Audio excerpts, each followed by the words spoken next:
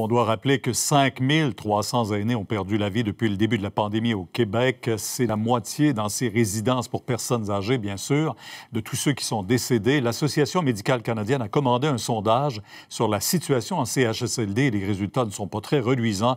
Vous voyez, 86 des personnes sondées s'inquiètent de l'état actuel des soins de longue durée, doutent même de la capacité des gouvernements à protéger les résidents.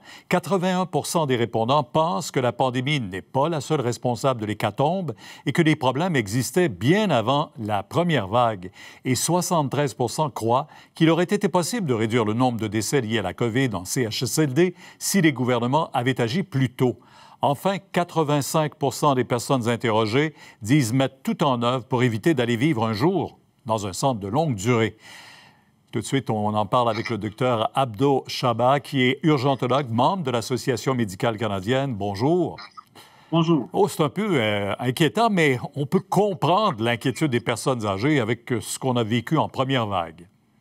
Définitivement que c'est très préoccupant. Malheureusement, il a fallu une pandémie pour que les Canadiens s'entendent sur la question des soins de longue durée. La confiance du public, évidemment, envers les centres de soins de durée a été davantage érodée en raison de la pandémie. Puis, tel que vos statistiques vous le confirment, ce que vous avez présenté, ce qui a été mis en lumière décourage les Canadiens même d'aller dans ces établissements de soins de longue durée. Donc, c'est très préoccupant et il est temps d'agir par rapport à la situation. Ouais. Est-ce qu'on a appris de la première vague? On sait que là, les vaccins sont en train de sauver la situation dans les CHSLD, mais est-ce que les conditions de vie dans les CHSLD sont véritablement meilleures?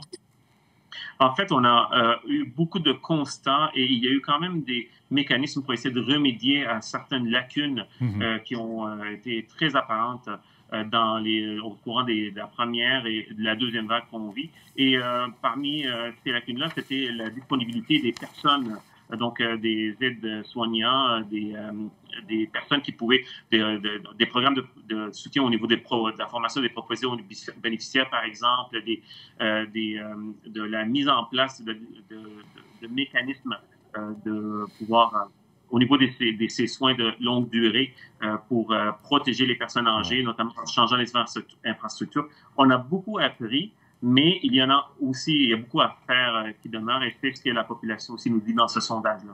Oui. Je me souviens d'une publicité que le gouvernement faisait beaucoup là, au moment où on voulait recruter des nouveaux préposés. C'était pour écouter les personnes âgées, s'asseoir auprès des personnes âgées. Est-ce qu'on est rendu là véritablement ou si c'est encore des soins de première ligne qu'on doit donner et assurer à ces personnes?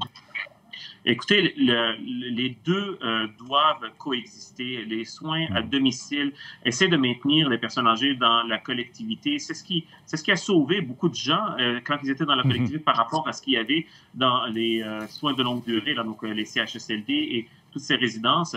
Donc, il faut maintenir ce système-là qui appuie déjà notre système de santé, là, tout ce soin à domicile. En contrepartie, il faut vraiment se concentrer sur les efforts à mettre en place pour mieux équiper ces installations-là pour servir nos aînés, notamment à travers des normes nationales qui mèneraient un certain niveau de qualité uniforme à travers le pays. D'ailleurs, pour 86 des Canadiens, on estime que les soins de longue durée devraient être considérés comme faisant partie intégrante de notre système de santé. Donc, c'est une préoccupation très constante pour ces gens-là. À Québec, on envisage même peut-être de rendre dans le système public les centres des résidences non conventionnées. Est-ce que ce serait une bonne décision? Écoutez, c'est une décision à considérer définitivement. Ça va venir donner une base, une certaine norme à la qualité des soins qui sont là, mais ce sont des normes qu'il va falloir regarder de très près. Ce n'est pas seulement une problématique au Québec, il y a eu cette problématique-là partout dans le pays, et d'avoir des normes nationales comme il existe dans les normes de priorisation des chirurgies ou au niveau de la priorisation au niveau des urgences. Ce sont des normes qui sont vraiment naturellement à mettre en place. L'application de ces normes-là, localement, au niveau de certaines régions, au niveau de certaines provinces, c'est quelque chose qui doit s'adapter en fonction des besoins de ces régions-là, de ces provinces-là. Donc, il faut se pencher sur cette question qui est aujourd'hui prioritaire et qui est une préoccupation grandissante de l'ensemble des Canadiens, surtout les populations qui sont de 65 ans et plus. Docteur Chaba, merci beaucoup. Bonne journée. Merci.